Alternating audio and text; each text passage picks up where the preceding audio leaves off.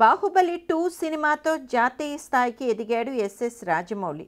ఇప్పుడు రాజమౌళితో సినిమా చేయడానికి రజనీకాంత్, బాలీవుడ్ హీరోలు ఎదురు చూస్తున్నారు.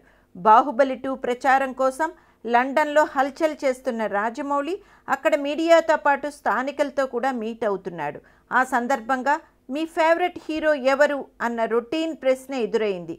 బాహుబలి 2తో స్థాయి పెరిగిన నేపథ్యంలో మామూలుగా అయితే చాలా జాగ్రత్తగా ఆన్సర్ చేయాలి. కానీ రాజమౌళి మాత్రం వెంటనే యంగ్ టైగర్ ఎన్టీఆర్ అని చెప్పేశాడు. అలాగే ఎన్టీఆర్ ఎప్పటికీ తనకు స్పెషల్ అని చెప్పాడు. స్టూడెంట్ నెంబర్ 1తో ఎన్టీఆర్ సినిమాతోనే డైరెక్టర్గా ఎంట్రీ ఇచ్చిన రాజమౌళికి ఆ సినిమా హిట్ అయినప్పటికీ క్రెడిట్ మొత్తం రాఘవేందర్ రావుకు వెళ్ళిపోవడంతో మళ్ళీ వెంటనే సినిమా రాలేదు.